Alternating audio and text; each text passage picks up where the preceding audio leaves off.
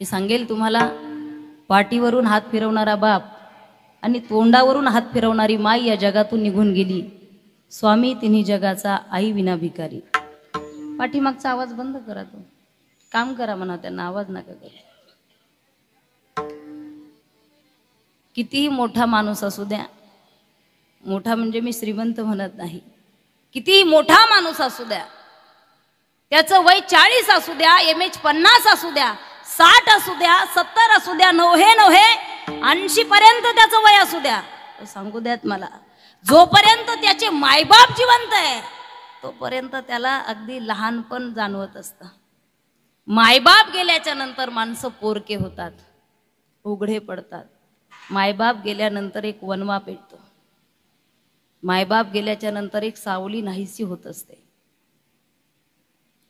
माय कोणी बोलू द्या लेकराला, गावामध्ये कोणी भांडू द्या, थकलेले मायबाप असू द्या, गुडघे फुटलेले बाप मायबाप असू द्या, त्या आईला दिसत नसू द्या, ती माय म्हणत असती, बाळ्या अरे काळजी करू नकोस, अजून तुझे मायबाप जिवंत आहेत, तू कशाला काळजी करतो।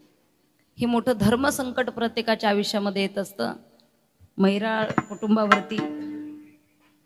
कारण ज्या आईने आपल्याला भाकर म्हणता येत नव्हतं, चाकर आपण म्हणायचो लहानपणी, हे शब्द जिला सहज समजत होते, ती माय नसेल आयुष्य फार कठीण जातं। मोठा परिवार आहे, सर्व परिवाराला मी मनापासून धन्यवाद देईल। आईंचे पती आहेत श्री बबनराव फकीरबा मैराळ आणि 3 मुलं आहेत, अनिल मैराळ, सुनील मैराळ आणि सतीश मैराळ।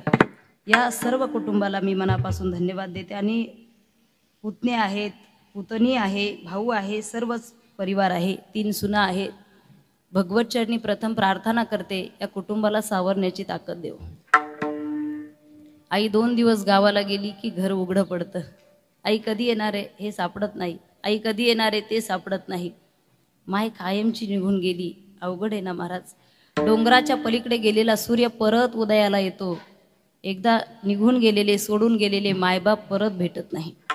मी सांगेल तुम्हाला, दुनिया में वो कौन सी चीज है, दुनिया में वो कौन सी चीज है जो मांगने से नहीं मिलती, दुनिया में वो कौन सी चीज है जो मांगने से नहीं मिलती। अरे सब कुछ मिलता है, माँ नहीं मिलती, माँ नहीं मिलती। आई भेटत नाही, आई मिळत नाही। गोठ्यात ठेवा तिला, संस्कारहीन मुलं जन्माला आले गोठ्यात ठेवा, गाय गोठ्यामध्ये ठेवा, वृद्धाश्रमामध्ये ठेवा। ती म्हणत नाही याचं वाटोळं हो म्हणून, ती म्हणते नाही, माझं कसंही असू द्या लेकरू, पण त्याचं चांगलं झालं पाहिजे। ऐसी कळवळ्याची जाती, करी लाभावी न प्रीती। लेकुराचे हित, लेकुराचे हित, लेकुराचे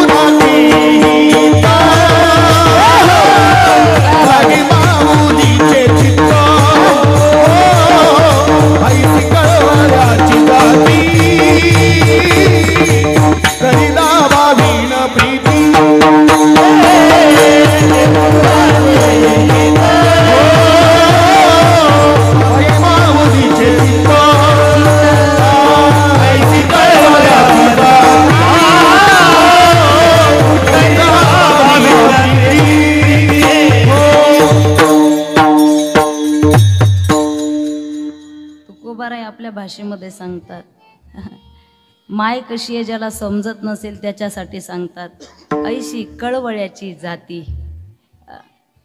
बाकीच्या जाती फक्त प्रेम करत असेल, लाभ भेटत असेल म्हणून, बाकीच्या जाती आपल्यावरती प्रेम करत असेल, पैसे मिळत असेल म्हणून, पण एक जात अशी आहे ऐसी कळवळ्याची जाती करी लाभाविन प्रीती.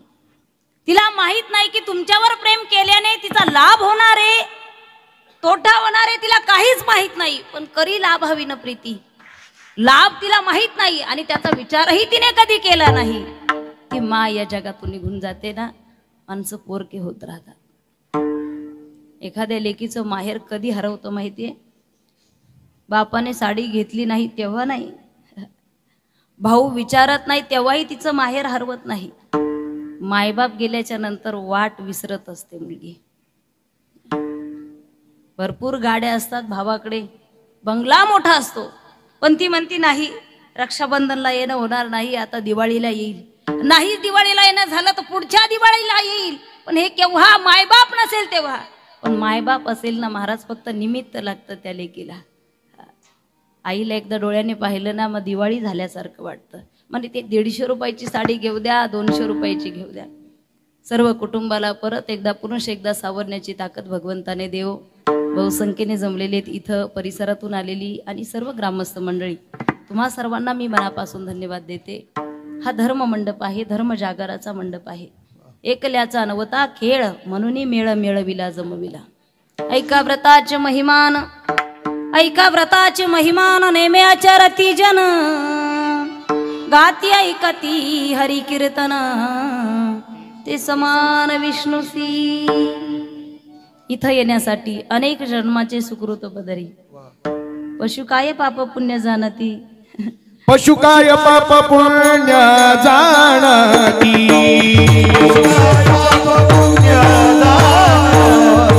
उत्तमा मध्यमा भोग भोगिती.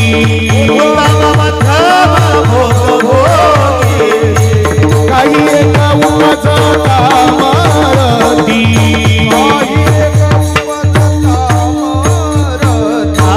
बाई अंग होती बांबुळ मुगी.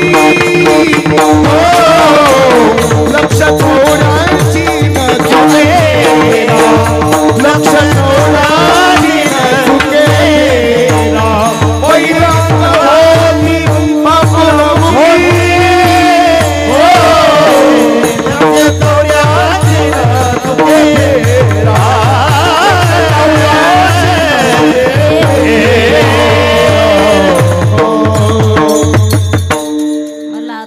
घ्यायचं आहे. पशु काय पाप पुण्य जाणती, उत्तम मध्यम भोग भोगिती. बऱ्याच पशूंना कीर्तन भजन माहित नाही. बऱ्याच पशूंना हेही माहित नाही की आपण कशाला जन्माला आलो. उगाच आलो की देवाने घातलं म्हणून आलो, का आपल्या कर्माने जन्माला आलो. न जाणती, कोण जाणती, मानव जाणती. म्हणून तुम्हा सर्वांना मनापासून धन्यवाद देते. एकल्याचा नव्हता खेळ. अगदी इथं येईपर्यंत टेन्शन असतं. कोणतं? जेवण कसं असेल याचं नाही, खांदेकरी कसे असतील त्याचं टेन्शन असतं. कीर्तनकाराचे हे सगळे खांदेकरी आहेत. यातला एक जरी व्यवस्थित नसेल तर पलटी व्हायला टाइम लागत नाही. एका गावात एक म्हातारी आजारी पडली, मेली योगायोगाने. योगच असतो मरण म्हणजे.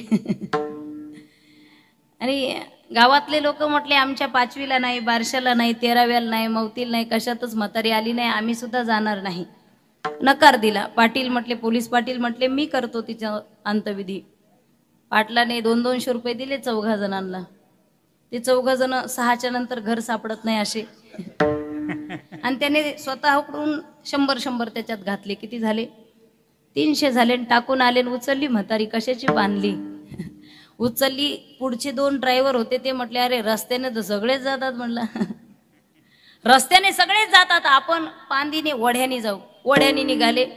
बोरीची काठी होती, म्हातारी लटकली. हे तसेच पुढं. राम नाम सत्य. स्मशानामध्ये गेल्याच्या नंतर योगायोगाने पाटलाचीच म्हातारी तिथं गौरे वेचत होती.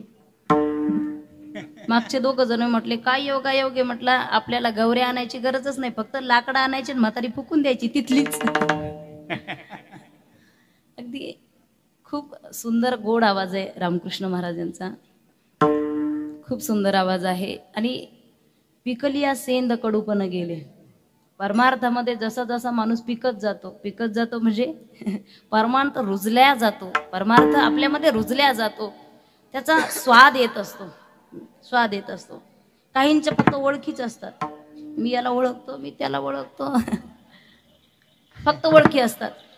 काही गातात खर्जेत, हात वर नेतात ते असे, तेवढं सुख त्यांना हात वर नेण्याचं. म्हटले तुमचा आवाज तर वर जात नाही, म्हटले हात वर जातो ना, हात वर जातो ना.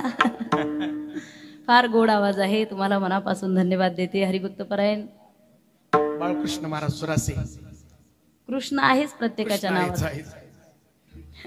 हे रामकृष्ण आहेत, ते बाळकृष्ण आहेत. वा वा. महाराजांनाही मनापासून धन्यवाद देते. अगदी तुम्ही सर्व संत मंडळी, वैष्णव मंडळी, तुम्हालाही धन्यवाद देते. इकडं विनेकरी बाबा आहेत, आमच्या संस्थेतल्या मुली आहेत, इकडं पखवाजे महाराज आहेत, काय नाव, संदीप महाराज वैद्य, नाव विसरलं, आमचं आडनाव आंधळे असल्यामुळे मी विसरते असंच.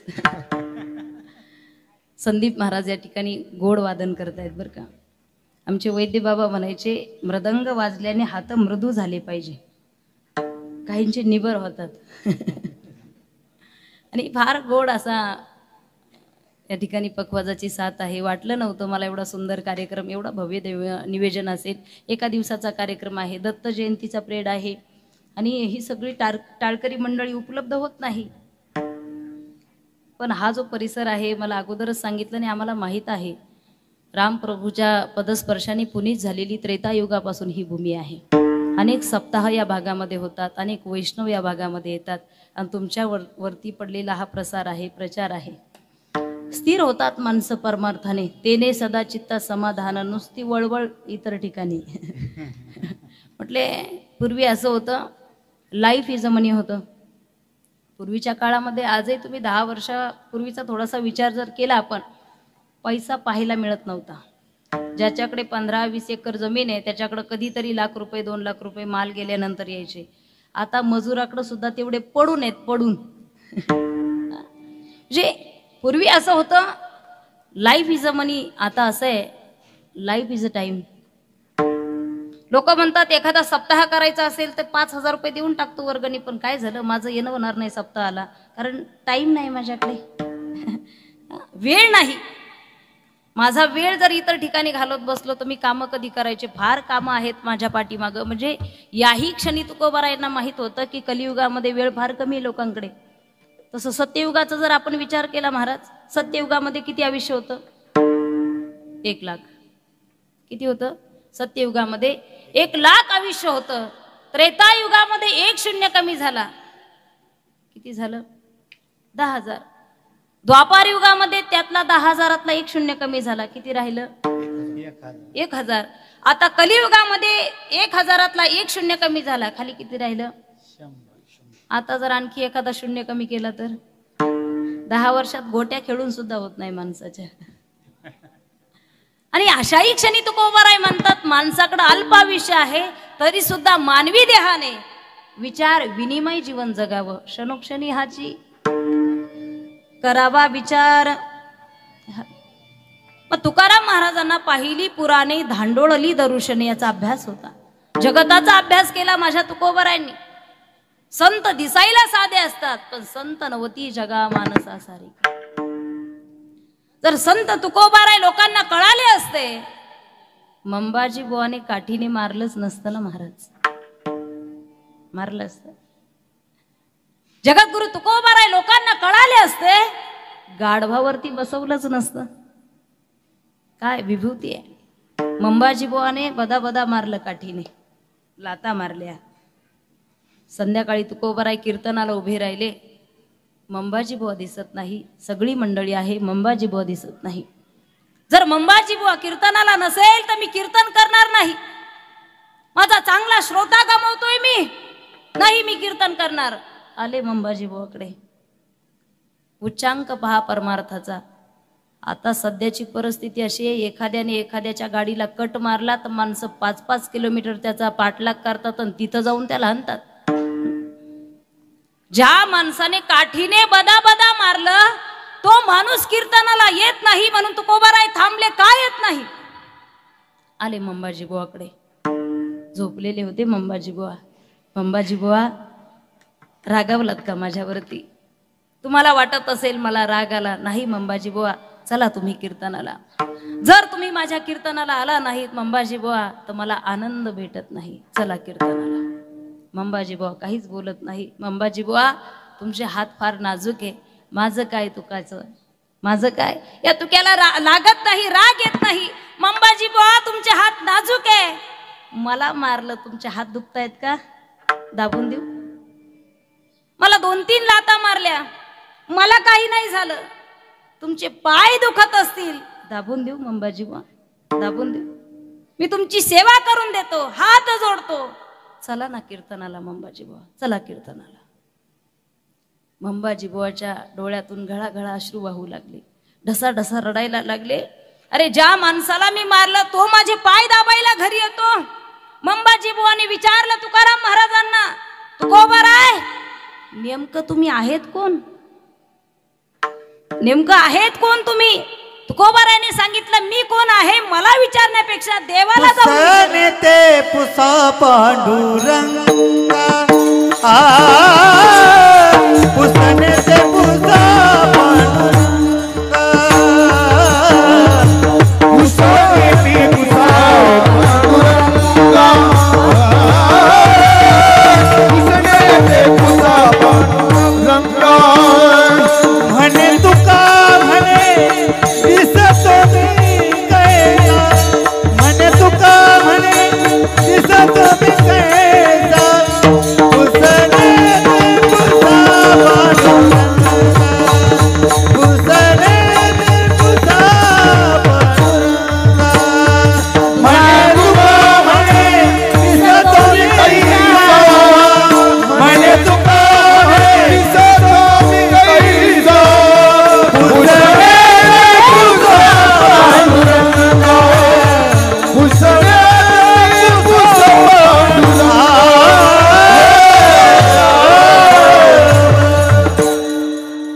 आहे पांडुरंगाला जाऊन विचारा.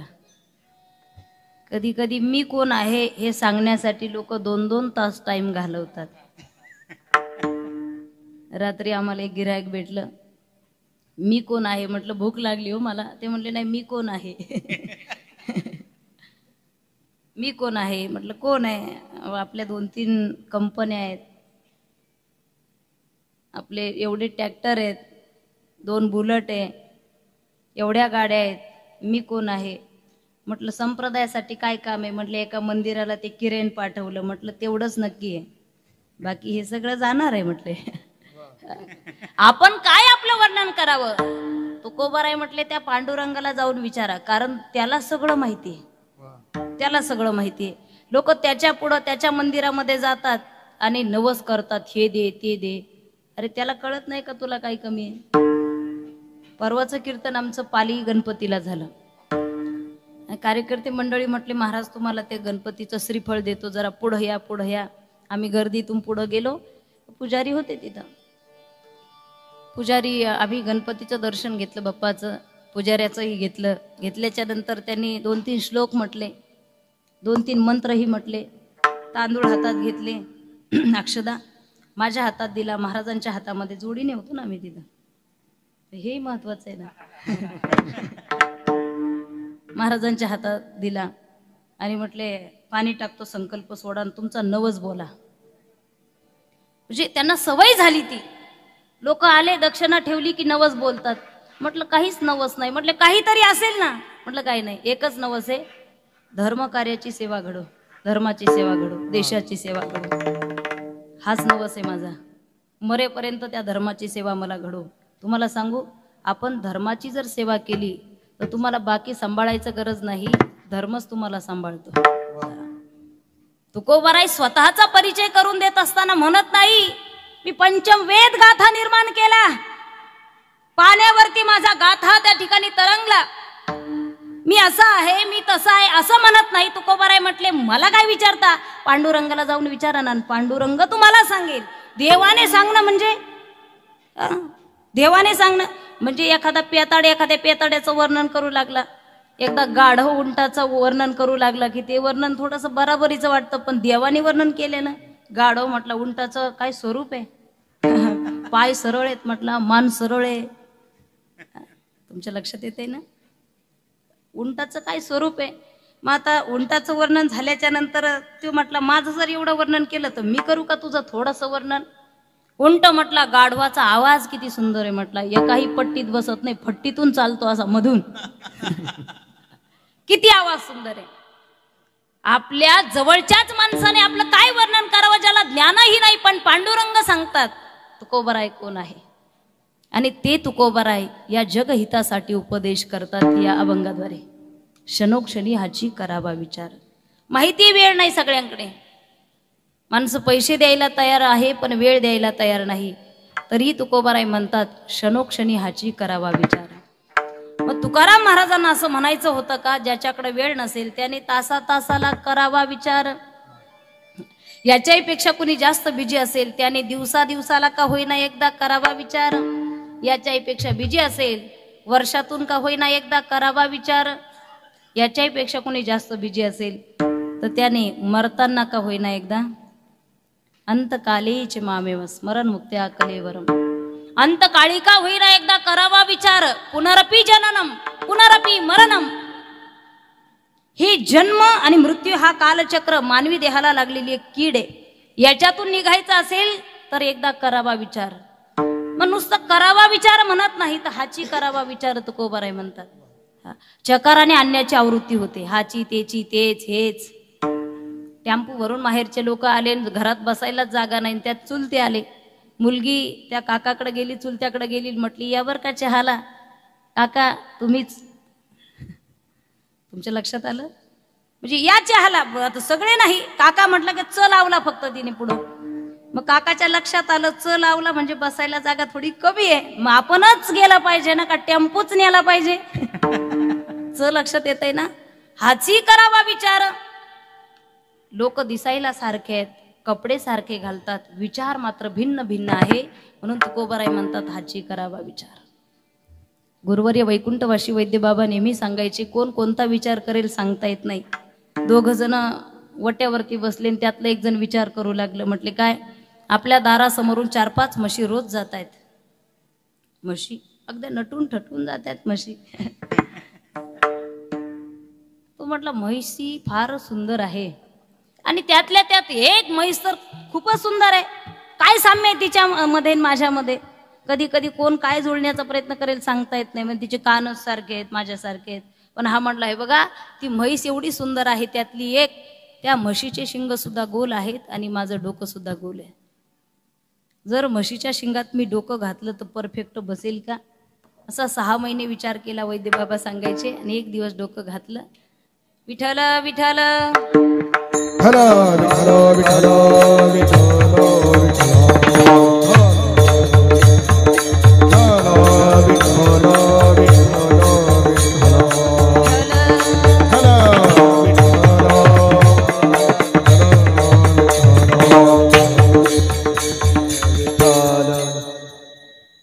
कुठं होतो आपण.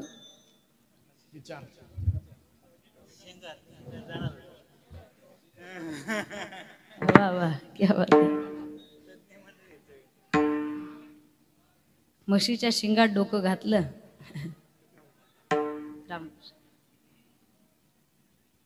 विठ्ठल विठ्ठल हर विठ्ठल विठ्ठल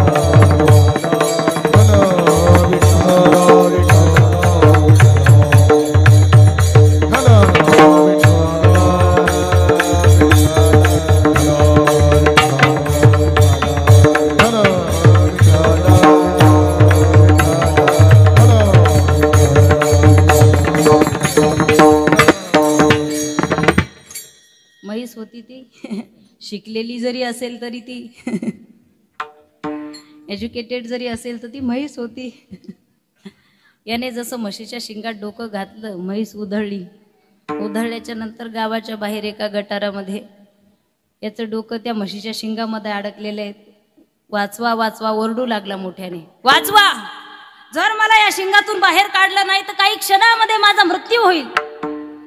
तज्ञ हुशार माणसं आले, ओढला त्याला बाहेर रताळ्या ओढला बाहेर आणि बाहेर ओढल्याच्या नंतर एक ज्ञानी माणूस भेटला. करे मूर्खा, थोडा तरी विचार करायचा ना. म्हटले कसला? म्हशीच्या शेंगात कुठं डोकं घालायचं असतं का? थोडा तरी विचार करायचा ना, थोडा तरी. म्हटलं गबस, थोडा नाही, मी 6 महिने विचार केला आणि मग डोकं घातलं. म्हटलं साधं सुद्धा आहे का? म्हटलं हा. म्हटलं पण तुझं डोकं फुटलं ना. म्हटलं डोकं फुटो पण संशय मात्र मिटो. डोकं घालणं सोपं आहे पण काढणं फार अवघड आहे. तुकोबाराय म्हणतात लोक अन्य अन्य विचार करतात म्हणून हाची चकाराने अन्याची आवृत्ती होती. हाची हा शब्द वापरावा लागला. अगदी मैराळ कुटुंबावरती प्रेम करणारे तुम्ही सर्व संत सज्जन मंडळी या ठिकाणी आहे. सगळ्यांचं नाव उल्लेख मला माहीत नाही पण तरी सुद्धा तुम्ही आलात कीर्तनाला, तुम्हाला मनापासून धन्यवाद देते. लोक अन्य अन्य विचार करतात. हाची करावा विचार तरवया पार भवसिंधू. क्षणोक्षणी हाची करावा विचार. क्षणच का करावा विचार? क्षण भंगोर नाही भरवसा. हा क्षण आपण जगलो पण पुढचा जगेल की नाही याची गॅरंटीच नाही ना. काही माणसं बाजाराला जातात, बाजार येतो घरी, बाजार घरी येतो हा तिकडच पिऊन पडतो. दुसऱ्या दिवशी त्याला आणावं लागतं. माणसाचा क्षणभंगोर भरोसा नाही म्हणून तुकोबाराय म्हणतात अभंगाचं प्रथम चरण. क्षणोक्षणी हाची करावा विचारा. क्षणोक्षणी हाची करावा विचार. क्षणोक्षणी हाची करावा विचारा. क्षणोक्षणी हाची करावा विचार. क्षणोक्षणी हाची करावा विचार. क्षणोक्षणी हाची करावा विचार. क्षणोक्षणी हाची करावा विचार. करावा विचार. करावया पारा भवसिंधू. करावया पारा भवसिंधू. नाशिवंत देहा जाणारा सकाळा. नाशिवंत देहा जाणारा सकाळा. नाशिवंत देहा जाणारा सकाळा. नाशिवंत देहा जाणारा सकाळा. करावया पारा भवसिंधू. करावया पारा भवसिंधू. नाशिवंत देहा जाणारा सकाळा. नाशिवंत देहा जाणारा सकाळा. नाशिवंत देहा जाणारा सकाळा. नाशिवंत देहा जाणारा सकाळा. क्षणोक्षणी हाची करावा विचारा. करावया पारा भवसिंधू. करावया पारा.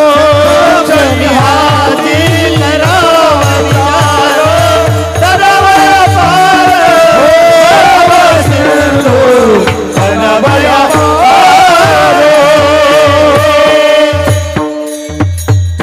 हाची करावा विचार क्षणोक्षणी. जसा की सारासार विचार सार काय असार काय. आज या कुटुंबावरती एवढा दुःखाचा डोंगर एका वर्षापूर्वी कोसळला.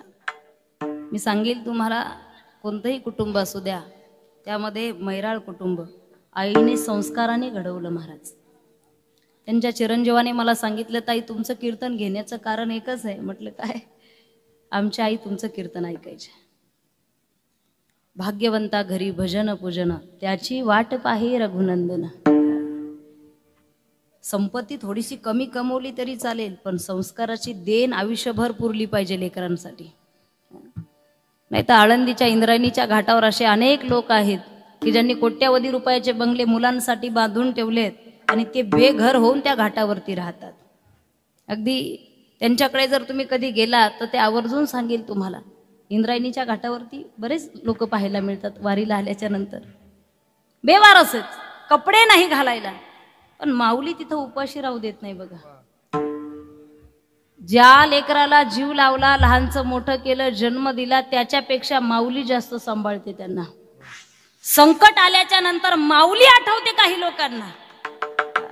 त्यांना माहिती आहे आपण माऊली झालो, पण आपली माऊली आळंदीमध्ये आहे. अगदी हे सर्व कुटुंब संस्काराने भरलं गेलं, संप्रदायाने, वारकरी संप्रदायाने भरले गेलं. म्हणून हा कार्यक्रम नाही तर काही काही म्हणतात तिकडच करा, हाराचेही पैसे पाठवतो, कारण माझं तिकीट होत नाही ना, अमेरिकेला आहे ना मी, हाराचेही पाठवतो. म्हटले ते मुंडन वगैरे तिथंच लावा ना कोणाला करायला, त्याचे पैसे देतो. त्याचं काय म्हटले, एका महिन्यात वाढतील त्याचे, परत येतील, लावा करायला. म्हटले ते पिंडदान एवढाच विषय आहे ना, ब्राह्मणालाच करायला लावा ना, त्याची एक्स्ट्रा पाठवतो. कुळी कन्यापुत्र होती जे सात्विक, तयाचा हरिक वाटे देवा. अगदी दादांनी चेअरमन सहकार महर्षी शंकररावजी दादा या ठिकाणी आहेत, त्यांनाही धन्यवाद देते. सहकारी साखर कारखाना विवेक भैया कोले साहेब दिलंय त्यांचं नाव खाली, वरचं घेऊ दे ना अगोदर. माननीय श्री विवेक भैया कोल्हे सर का साहेब, तेही या ठिकाणी उपस्थित आहे. एक तर कसं आहे, आमचं आडनाव आंधळे, यांची एवढी इंग्लिश मला कळत नाही. तुम्हाला सांगू, आयुष्याला जर संप्रदायाची झालर असेल ना, ते आयुष्य फार सुंदर होतं बरं का. आपण कीर्तनकारच झालं पाहिजे, वारकरीच झालं पाहिजे असं नाही. आपण सांप्रदायिक जरी झालो, जग जिंकता येतं माणसाला. साधू संत मंडळीचा फक्त आशीर्वाद घेतला काही लोकांनी, जिंकले ते, म्हणजे आयुष्य जिंकले ते. जिंकता येतं माणसाला. संप्रदायाची एक झालर आहे महाराज. ज्या संतांनी आपल्या समाजासाठी, समाज हितासाठी आयुष्य वेचलंय, अंगावरती चिखलफेक झाला, आता विश्वात्मके देवे. जसं ज्ञानोबाराय म्हणतात, जे खळाची व्यंकटी सांडो. जसं कपडे धुतल्यानंतर खळ बाजूला जातो, मळ बाजूला जातो, तशी ही सगळी सज्जन मंडळी माझीच आहेत. धुतले की खळ बाजूला जाईल. हा, धुतले का मग खळ बाजूला जाईल. ते तुकोबाराय म्हणतात, हाची करावा विचार, कोणता सारा सार विचार करा, उठा उठी नाम धरा कंठी विठोबाचे. मी तर सांगेल, माणसाने बसताना विचार करावा, उठताना विचार करावा, खाताना विचार करावा, बोलताना विचार करावा. आपण बसतोय पण पंगत कुणाची, कोणत्या पंगतीमध्ये आपण बसतोय. कारण पंगत जर चुकली तर एका टायमिंगचं जेवणच चुकतं. एका टायमिंगची पंगत चुकली तर एका टायमिंगचं जेवण चुकतं. पण संगत जर चुकली, जीवन चुकत चुकत जातं. मित्र चांगला असावा, सोबती चांगला असावा. मित्र मळका असला तरी चालेल, मित्र जळका नसावा, वाटच लावतो. मित्र भगवान श्रीकृष्णासारखा असावा. द्वारकाधीश द्वारकेचा राजा आहे, गर्व नाही. मित्र सुदामजी सारखा असावा. 18-20 दारिद्र्य आपल्या घरामध्ये, लाज वाटत नाही गरिबीची, कारण मित्र कोण आहे, भगवान श्रीकृष्ण आहे ना. ज्याचा मित्र देव आहे, मित्र चांगला असावा, संगत चांगली असावी. संतन के संग लाग रे तेरी अच्छी बनेगी, संतन के संग लाग रे तेरी अच्छी बनेगी.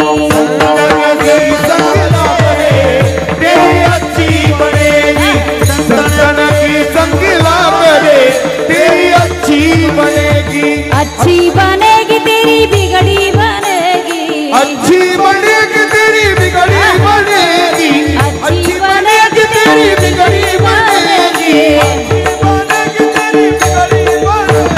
संतन के संग लाग रे तेरी अच्छी बनेगी, संग लाग रे तेरी अच्छी बनेगी, संतन के संग लाग रे तेरी अच्छी बनेगी. संतन के संग लाग रे तेरी अच्छी बनेगी. संतांच्या संगतीमध्ये तुमचं चांगलं होईल की नाही हे मला माहित नाही. वाक्य परत ऐका. संतांच्या संगतीमध्ये तुमचं चांगलं होईल की नाही हे मला माहित नाही, पण 100% गॅरंटीने सांगते तुमचं वाईट होणार नाही. संगतीमध्ये, मूर्खाच्या संगतीमध्ये तुमचं वाईट झाल्याशिवाय राहणार नाही. पतन उद्धार संघाचा महिमा. मूर्खस्य गात्रानी वर्धंती किंतुम तेषां ज्ञानम न वर्धंती. मूर्ख माणसाची संगत केली, कदाचित दिसायला माणसासारखं आहे, म्हटले काय वजन वाढलेलं आहे, वय वाढलेलं आहे, ज्ञानम न वर्धंती, ज्ञानम न वर्धंती. संतांच्या संगतीमध्ये आजही विचार करत असताना आपण कशाशी बोलतोय, कुणाशी बोलतोय, कसा बोलतोय, कसा वागतोय, हाची करावा विचार. जुने जाणते माणसं असे म्हणायचे महाराज की कोणतंही काम करत असताना अगोदर काय केलं पाहिजे, विचार केला पाहिजे. झाल्यानंतर काय रडत आब्बा डब्बा चब्बा गळ्यात पडल्यावर काय करता मग.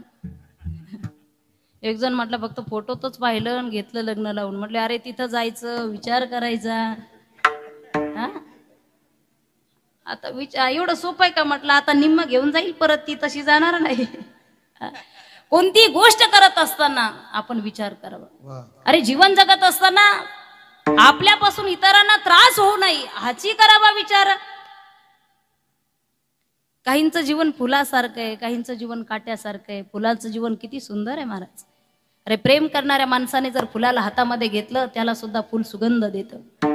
एखाद्या वैऱ्याने फुलाला हाताशी घेतलं, पायाखाली टाकलं, पायाला सुद्धा सुगंध देण्याचं काम फुल करतं. फुल म्हणून लोक फुलाची माळ घालतात, काट्याची घालत नाही. काट्याचा स्वभाव मात्र भिन्न आहे, वेगळा आहे. काट्यावरती किती प्रेम करा, कितीही प्रेम द्या त्याला, काट्याला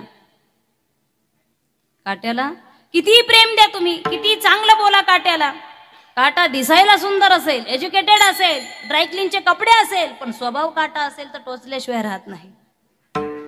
असे बरेच काटे किती लोकांना त्रास देतात. संतांचं जीवन फुलासारखं आहे. भला किसी का कर न सको तो बुरा किसी का मत करना.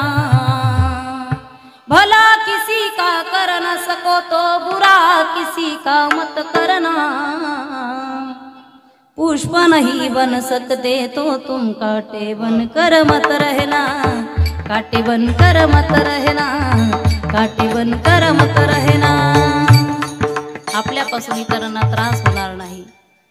परमार्थ करत असताना अगदी भगवंताबरोबरच ज्यांचं मौल्यवान असं मौल्य आहे, सकळ तीर्थाची धुरे जे का माता पितरे तया असेविसी किर शिरिरे लोन कीजे.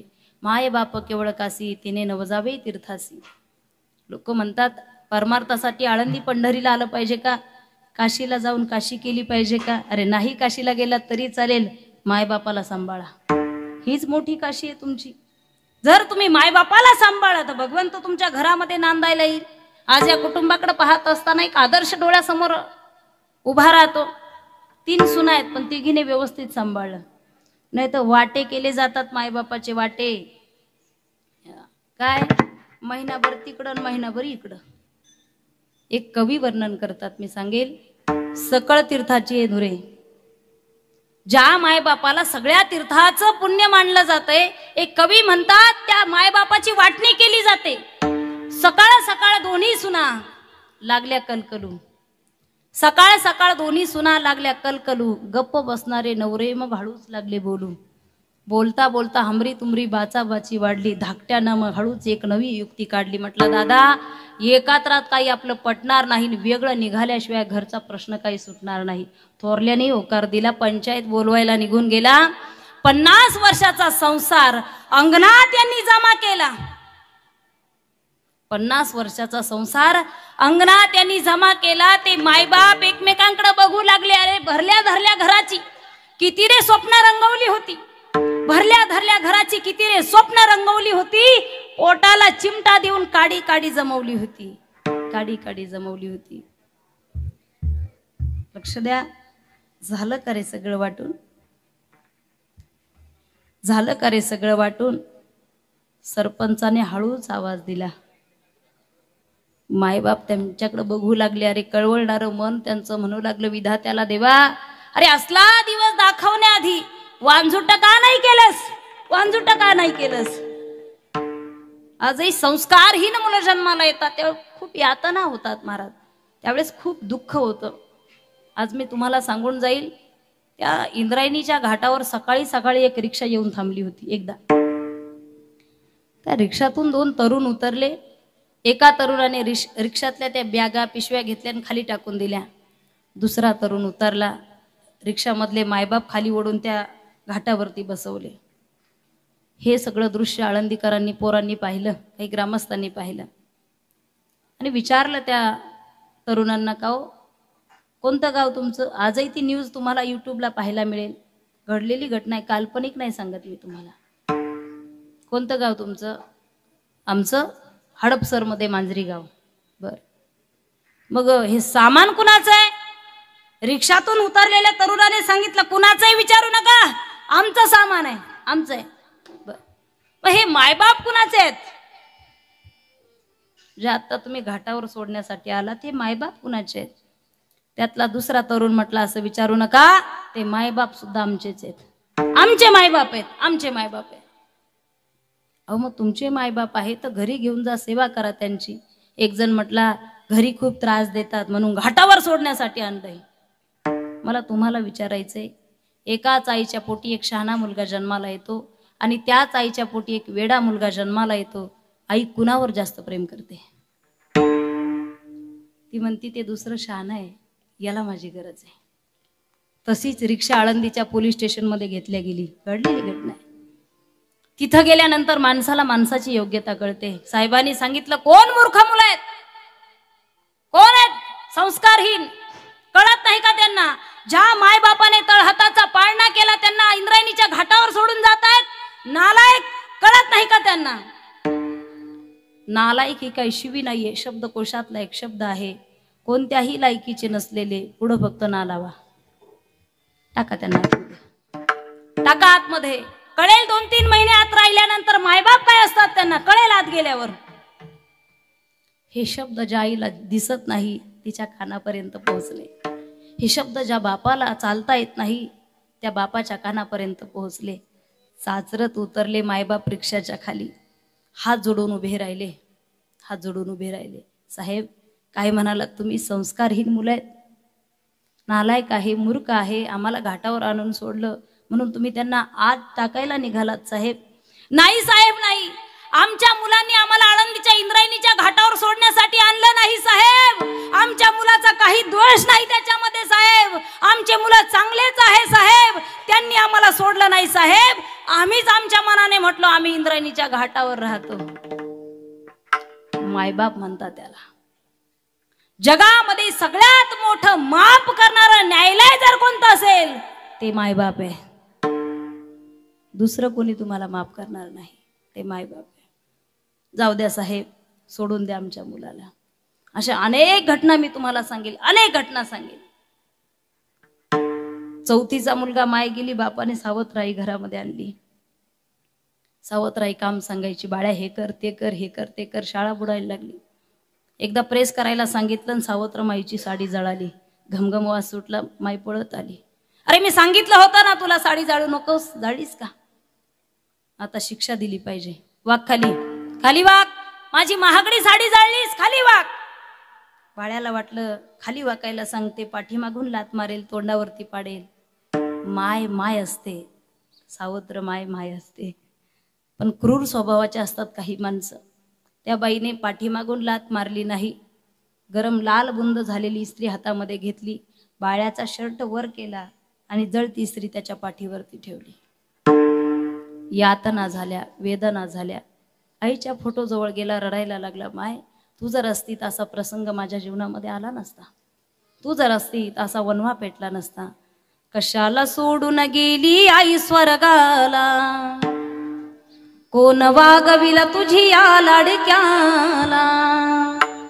9 महिने अन 9 दिवसाची वारी कशी तू केली. संकट तुझला आले असता पदराला धरून गेली. कशाला सोडून गेली या लाडक्याला, कोण वागविला तुझी या बाळाला.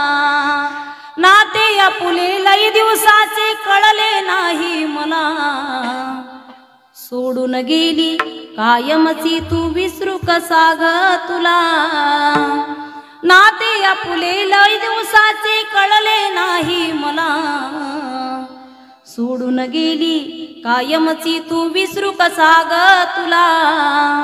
कशाला सोडून गेली आई स्वर्गाला, कोण वागविला तुझी आवाळाला.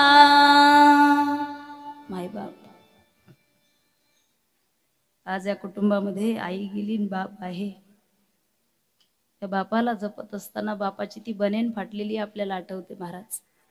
त्या मुलीचं लग्न सुद्धा आठवतं की सगळ्या पाहुणे गेल्याच्या नंतर बाप ढसा ढसा कोपऱ्यात जाऊन रडत असतो. बाप किती अडचण असू द्या, मुलाला जर पैसे नसेल तर गपचूप खिशातून काढून देतो. बाळा मी आहे ना, काय काळजी करतोस. ज्ञानोबरायच्या आईवडिलांनी देहांत प्रायश्चित्त केलं लेकरासाठी. जीवे ना स्वतःच्या लेकरामध्ये जीवे महाराज. तो बाप म्हणत असतो, अरे अरे मंदिरामध्ये जरी गेलो ना तर स्वतःसाठी मागत नाही, मी लेकरासाठी मागतो. कारण माझं लेकरू माझं भविष्य आहे, माझं लेकरू माझं जीवन आहे. तो बाप म्हणत असतो, मी किती जरी थकलो तुझ्यासाठी काम करेल. आता आमचे 15 दिवस झाले एका महाराजांचे वडील आजारी पडले, हॉस्पिटलमध्ये होते. ॲडमिट केल्याच्या नंतर डॉक्टरनी अगदी त्यांचं ऑपरेशन केले. पोटाचा आजार होता, व्हेंटिलेटरवर होते. ते बोलता येत नव्हतं, पण ते इशारे करून सांगायचे, मला सरकारी हॉस्पिटलमध्ये न्या.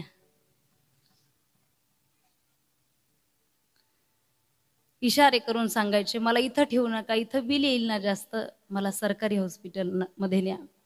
तिथं मी पडून राहील, काय व्हायचं ते माझं होईल, पण मला सरकारी हॉस्पिटलमध्ये न्या, मी त्या दवाखान्यामध्ये राहील. इशारे करून सांगू लागले. बाप आयुष्यभर गरिबीसी झटला, आयुष्यभर गरिबीसी झटला, तेव्हा माझा बाप मला डोंगरावानी दिसला, तेव्हा माझा बाप मला डोंगरावानी दिसला. गरिबीच्या संगे बाप झटत राहिला, देवा पुढे हात जोडत राहिला. सुख लागू दे लेकराला माझ्या म्हणत राहिला, बाप म्हणत राहिला. कष्टाची हाड त्याची कष्ट करीत राहिला, तेव्हा माझा बाप मला डोंगरावानी दिसला, तेव्हा माझा बाप मला डोंगरावानी दिसला. एखाद्या लेकराला माय रागवत असते. उन्हात जर लेकरू खेळत असेल तर माय रागून म्हणत असते, अरे उन्हात काय खेळतोस, सावलीत मर. बघा शब्द, उन्हात काय खेळतोस, सावलीत मर. मर म्हणते पण जगण्यासाठी, मरण्यासाठी नाही.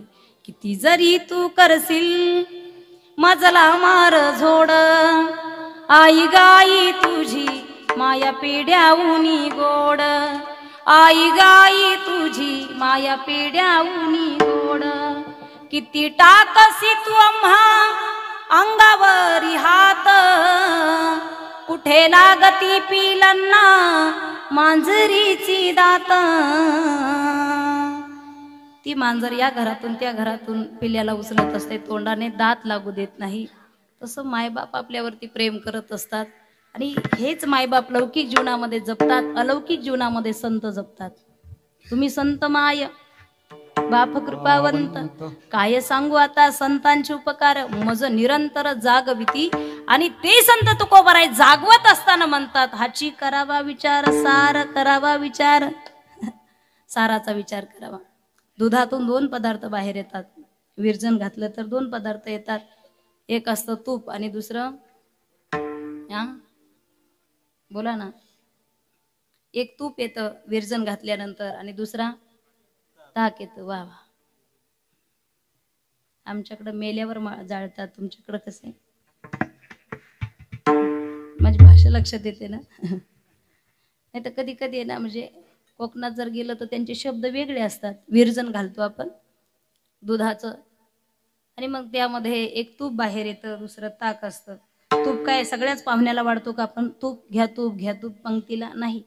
विशिष्ट पाहुणा असेल त्याला तुपाची पंगत, आणि ज्याला 10-5 भाकरीचा मुर्दा पाडायची सवय त्याला ताक पोटभर जेवण. किती खाल्लं तर घरामध्ये कळशी भरून शिल्लकच आहे.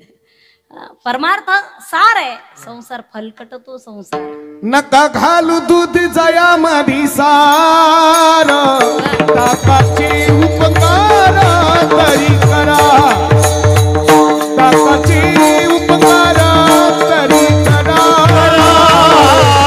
ताकाचे उपकार तरी करा नका घालू जया मधी सार ताकाचे उपकार तरी करा ताकाचे उपकार तरी करा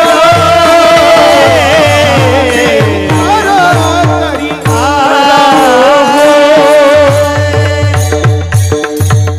वा वा, क्या बात आहे. त्या आसाराचा उपकार करून घ्यायचाच नाही. कशाला उपकार करून घ्यायचा? किती उकारलं तर माझ्या बहिणाबाईच्या भाषेमध्ये, अरे संसार संसार जसा तवा चुल्ह्यावर, आधी हाताला चटके मग मिळते भाकर. असं जर माणसाचं जीवन असेल तर माझे तुकोबाराय म्हणतात, हा देह सुद्धा नाशिवंत आहे. अभंगाचं दुसरं चरण. नाशिवंत देह जाणार सकल,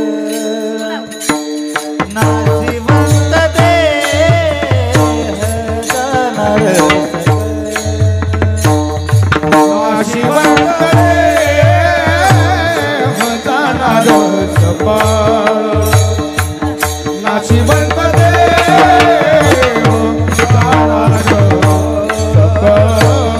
ऐशतो काळ सावधान, ऐशतो काळ सावधान, आयुष्य खातो काळ सावधान, आयुष्य खातो काळ सावधान, नाशिवंत देह जाणार नाशिवंत देह जाणार. आयुष्य खातो आयुष्य खातो नाशिवंत देह नाशिवंत देह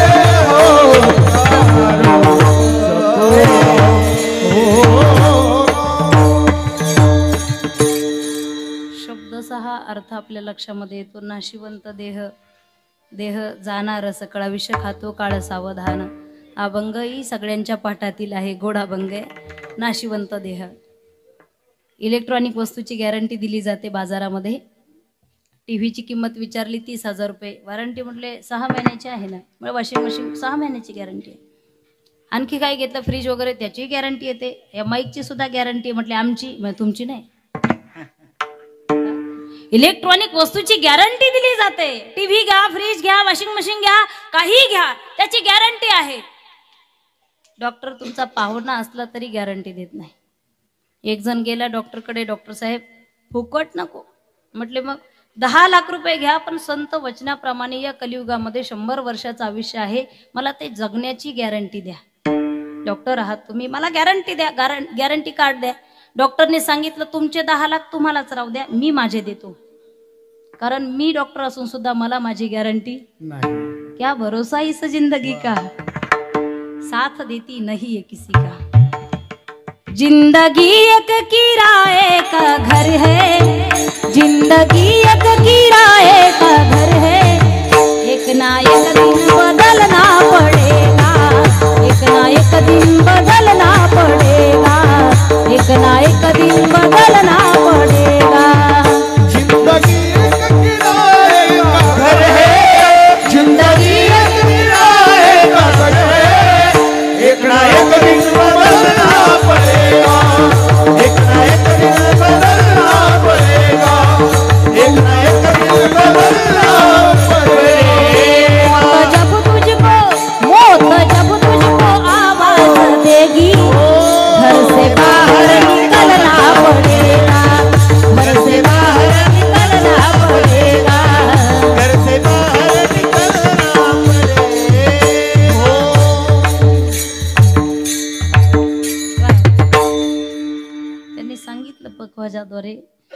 किती मोठा माणूस असला त्याला कॉल येत नाही यमराजाचा, मी येतोय आवरून ठेवून बॅग भरून ठेव म्हणून. मौत जब तुझको आवाज देगी घर से बाहेर निकलना पडेगा. म्हटले राहिलंय जरा काम बंगल्याचं, होऊ द्या तेवढं. नाही नाही म्हटले ते करतील मागचे, तुम्ही चला. Life is a life a bubble. मनुष्याचं जीवन हे पाण्याच्या बुडबुड्यासारखं आहे, कधी जाईल सांगता येत नाही. म्हणून कशासाठी आपण आलो? क्या लेके आया बंदा, क्या लेके आया बंदा, क्या लेके जाएगा. 2 दिन की जिंदगी है, 2 दिन का मेला. 2 दिवस आहे, एक येण्याचा आहे, दुसरा इस जगत सराई में मुसाफिर रहना 2 दिन का. खाली हाथ आया जग में, खाली हाथ आया जग में, खाली हाथ जाएगा. 2 दिन की जिंदगी है, 2 दिन का मेला. क्या लेके आया बंदा, क्या लेके आया बंदा. आपण खाण्यासाठी आलो का नुसतं पिऊन पडण्यासाठी आलो? क्या लेके आया बंदा. कशासाठी आपण आलो? आपलं आयुष्य कशासाठी आहे? आपलं आयुष्य भजनासाठी आहे, आपलं आयुष्य चांगलं राहण्यासाठी आहे, आपलं आयुष्य आनंदमय जीवन जगण्यासाठी आहे. काही माणसं फार दुःखी असतात हो, त्यांच्या चेहऱ्याकडे पाहिलं फार उदास. म्हटले दिवसभर असेच असतात का? म्हटले 12ही महिने असेच आहेत. असं वाटतं त्यांच्या चेहऱ्याकडे पाहिल्यानंतर का भारताचं सगळं कर्ज यालाच फेडायचं की काय. जुने माणसं म्हणायचे एखाद्या महत्वाच्या कामाला चाललो, जर मांजर आडवी गेली, मांजर माहितीये ना, मांजर आडवी गेली तर 10 पावलं का होईना पाठीमागं आलं पाहिजे. का बरं? म्हटले मांजर आडवी गेली. हो म्हटले 100 मांजरी आडव्या गेल्या तरी 100% कामं होतात, पण एखाद्या उदास माणसाचं तोंड पाहिलं चांगले चांगले कामं होत नाही. तेने सदा चित्ता. आणि भजन करूयात आपण सर्वांनी. दोन्ही हात वरती घ्या. वा, मागचे पहिल्यांदाच आहोत आम्ही तुमच्या गावामध्ये. गावाचं नावच वारी आहे. कितीतरी पायी चालावं लागतं तेव्हा वारी होते. आ कितीतरी पायी चालावं लागतं तेव्हा वारी होते. तुम्ही इथं जन्माला आला कीच वारी होते तुमची. राहू द्या तासभर अशीच आता. श्रीराम जय राम जय जय राम, श्रीराम जय राम जय जय